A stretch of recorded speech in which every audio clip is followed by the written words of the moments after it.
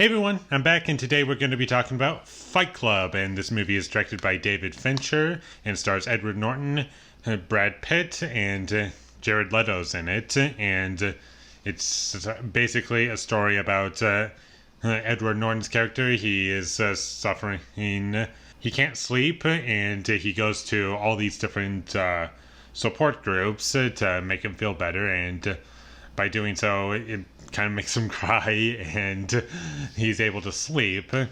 And one day, things kind of go wrong because this one girl comes in and ruins all his routines, and he just can't sleep with her around. Eventually, he meets a character named Tyler, played by Brad Pitt, and that's when the story of the movie starts to get going. And from there, it gets crazy. And this movie is awesome. I love this movie. It's one of my favorite movies from 1999, and that year had a lot of great movies. I can't name all of them off the top of my head, but there are a lot of great movies that came out in 1999. I'm going to get into the setting of the film first, because from there I can explain everything that I love about the movie. So the main place where this movie takes place is this abandoned house. It's really big, but it's really dirty and disgusting, and like no one's lived there for years. And all the water is like brown and it's disgusting.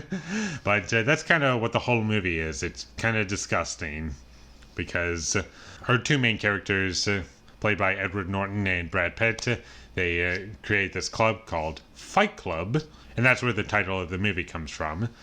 And you get lots of blood, lots of violence. There's some moments where it's really funny and kind of horrific and a little disturbing to watch.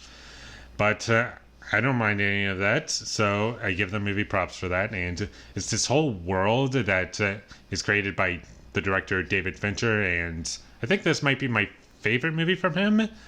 I haven't seen every single movie from him. I'll go through all of those in just a second, but the world that he created is something that it's like stuck in my head right now. And there's one song that's like playing on loop in my head. It's like when our main character, played by Edward Norton, is trying to find something at the end of the movie, and it's like the sense of urgency, and this music is playing, and it's really great. And there were a couple times where the music stood out to me and I thought it was really well used. I don't remember all of it, but the times where it worked, it really worked for me. I thought Edward Norton was great in this movie. He's pretty much the audience character to some extent. He has some things to his personality that really shine, and you can understand his character. But for the most part, he just is there so the audience can understand what's going on, and I liked him in that role. Brad Pitt is excellent in this movie. It's one of his best performances, I think.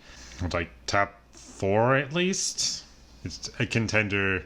It's between this, 12 Monkeys, Once Upon a Time in Hollywood, and Burn After Reading. I think those are his best performances in those 4 movies. And I love the relationship between those two characters, and it starts off how they really get along very well. They have a lot in common, and a little too much in common at the beginning, but as the movie goes along, they kind of have differences. They don't really agree with each other. And one other thing, this movie is also kind of a dark comedy, and in that first section of the movie, or of their relationship, it is really fun, and you really get that tone, and it's awesome, and I love it. But then it slowly gets darker and darker as the movie goes along. I know I say this a lot, where it starts as a high point, but then gets worse and worse as things go along. But I think it describes the movie very well. Here's another thing that I love, and I'm going to do the best I can not to spoil the movie in case you haven't seen it. And in the second half of the movie, it's basically just a mystery as to what's going on, why are things happening in the way that they are, and it was very, very engaging. It was thrilling. I had a blast watching it, and you don't really know what's going on, and it's all through the eyes of our main character, and you don't really know what's going on, and he's doing everything he can to figure out what is going on, and even at a point he's just going to different cities and different states and just trying to figure out what is going on because he's just so lost. And as the movie goes along, it just gets crazier and crazier, and it's a lot of fun, and it's very engaging, and pretty much anyone can watch it. I know I say this quite a lot as of recently, but there are certain I mentioned that there are certain movies out there that have certain details that you can pick up upon when you watch a movie multiple times, and the movie will get better when you watch it multiple times. But the question is this movie one of those movies? Yes. I would say yes. I haven't really mentioned the violence all that much. It all felt real. It doesn't feel fake, and the director, David Fincher, he's known for making blood real, and he's very meticulous from what I know, and he'll go through every detail to make sure everything is perfect. And I think David Fincher is a great director. And that's about all I can say about Fight Club, or at least that I can think of without spoiling the movie. I really want to talk about more, but if I do that, then I'm going to spoil the movie. Would I recommend this movie? Absolutely. It's one of my favorite movies. Definitely check this movie out if you haven't already. It's great. It's thrilling. It's engaging. There's great characters, and it has a great story. And just check it out.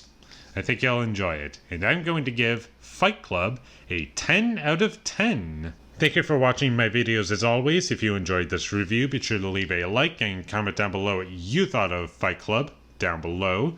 And my social media links, those will all be in the description down below, so follow me there. And last but not least, subscribe to be a part of Foley Nation, and I'll see you when I get my next review up.